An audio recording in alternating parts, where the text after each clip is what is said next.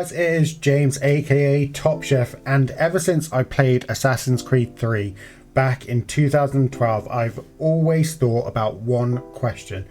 What if Haytham Kenway was an assassin?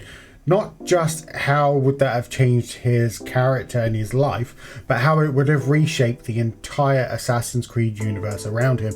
The Colonial Brotherhood, Connor, Shay, even the future of the Creed itself. Today, we are going to break down exactly what that world would have looked like. Haytham Kenway is one of the most misunderstood characters in Assassin's Creed, not because players don't understand what he did, but because they misunderstand why he did it. Haytham did not become a Templar because he craved power. He became one because after watching his father be murdered, the world proved to him that freedom without structure collapses into chaos. So when we ask what happens if Haytham never becomes a Templar, we can't start with ideology, we have to start with control. Because the single biggest difference in this timeline is not that Haytham joins the Assassins, it's that the Assassins gain a man who understands systems. After the death of Edward, Haytham is taken by Reginald Birch, raised inside a worldview built on order, hierarchy and long. Now, he still grows into a man who distrusts order. He still believes people left to their own devices will hurt themselves and others. The difference is that instead of applying those beliefs through Templar order, he applies it from inside the Creed, and that changes everything. One of the biggest misconceptions about Haytham being an assassin is the idea that he would suddenly become idealistic.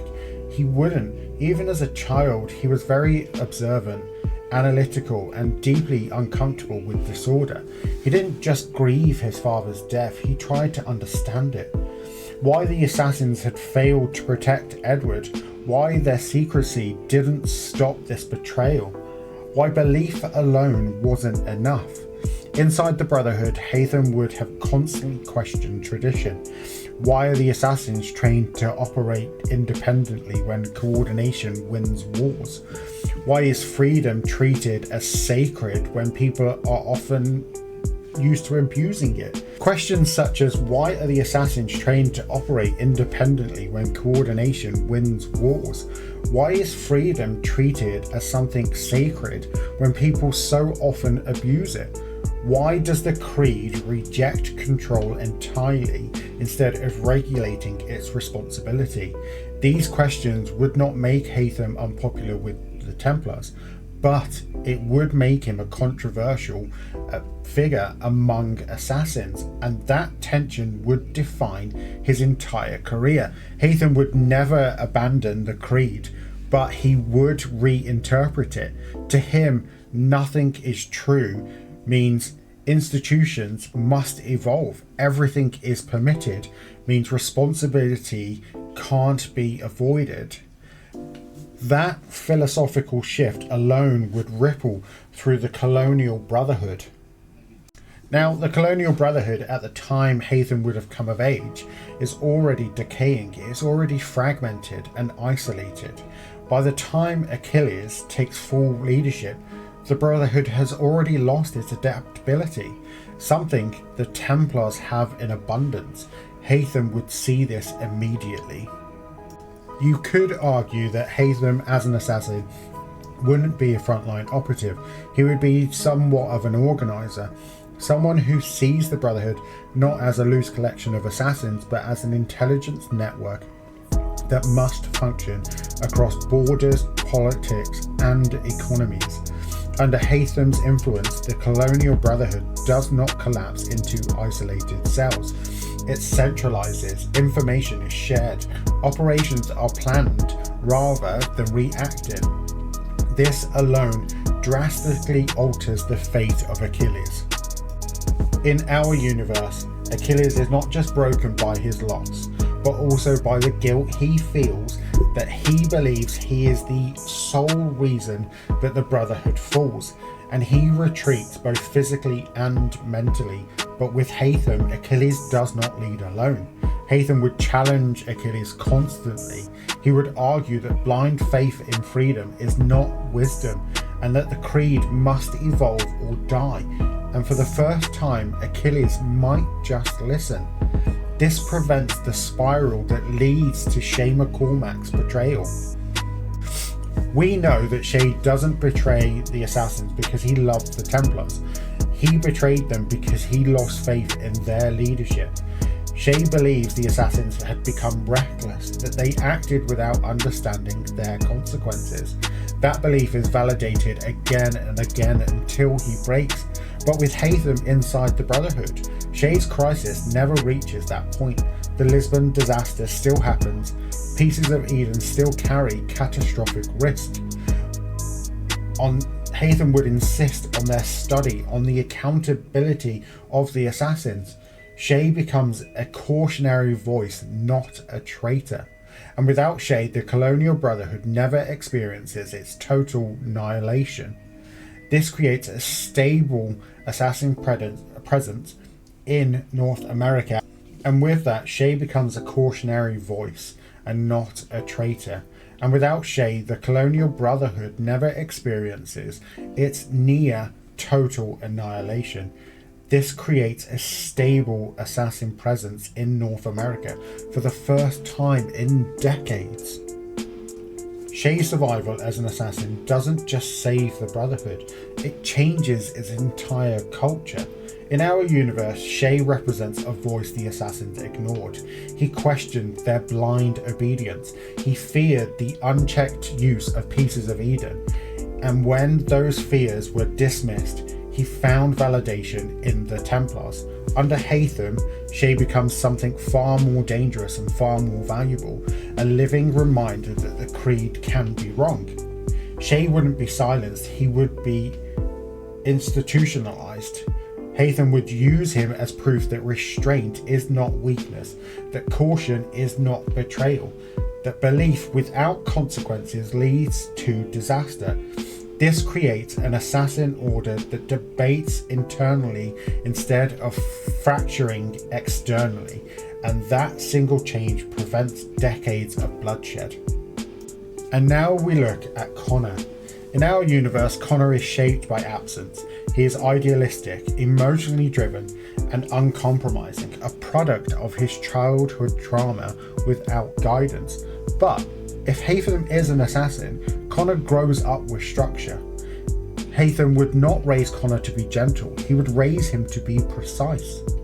To understand that ideals must survive contact with reality, Connor still fights for his people, still resists tyranny, but he learns restraint, something our universe counterpart struggles with. Together, they form a dual leadership model the Brotherhood has never seen before. Connor embodies the creed's heart, Haytham embodies its mind. And this reshapes American Revolution. Instead of reacting to events, chasing Templar after damage is done, the assassins begin shaping outcomes quietly. They influence logistics, supply lines, political legitimacy. The revolution still happens, but it becomes less chaotic, less manipulated by Templar interest. Because without Haytham leading the colonial Templars, figures like Charles Lee lack cohesion. The Templar order fractures not because it's defeated, but because it loses direction. And this ripple extends beyond America, because the colonial Brotherhood never collapses. Arno Dorian still grows up in a world where the Assassin-Templar conflict is not as unbalanced. His father, Charles Dorian, is no longer operating within a Brotherhood weakened by decades of loss. That makes him harder to isolate, harder to silence. Now, Charles Dorian's death is no longer inevitable, and even if it still occurs, the Brotherhood that Arno later joins is stronger, more coordinated, and less prone to internal collapse. This changes Arno's story from one of personal revenge into one of ideological inheritance. The long-term impact of Haytham's influence doesn't end in America, because when the colonial Brotherhood survives, information flows differently across the world. The French assassins are no longer isolated. Mentors are not cut off. warnings about internal collapse, political manipulation. The French assassins are not isolated. Mentors are not cut off. Warnings about internal collapse, political manipulation, and Templar infiltration arrive earlier. By the time Arnaud comes of age, the Assassin-Templar War in France is already under strain, but it hasn't rotted from the inside.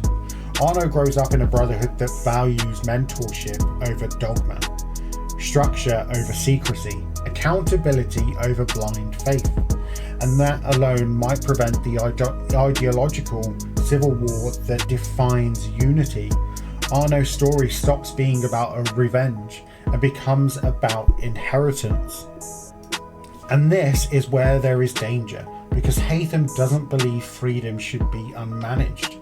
Even as an assassin, he would push the Brotherhood towards efficiency, towards intervention, towards deciding outcomes before people even made mistakes. And that brings the assassins dangerously close to the very philosophy they oppose. Under Haytham, the Brotherhood would win more conflicts, prevent more catastrophes, lose fewer members. But it would also grow colder, less idealistic and more utilitarian, and that is the ultimate irony of Haytham Kenway. No matter which side he chooses, he reshapes it in his image.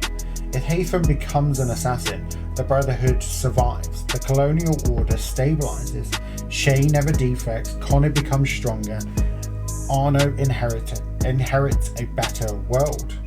But the creed itself changes, not into tyranny, but into something more controlled, more selective, more confident that it knows what humanity needs. And with this what if, this raises the most important question of all. Is a world guided wisely but quietly controlled better than a world that is free, even if it suffers for it? Haytham believed peace required guidance. The assassins believe peace requires choice.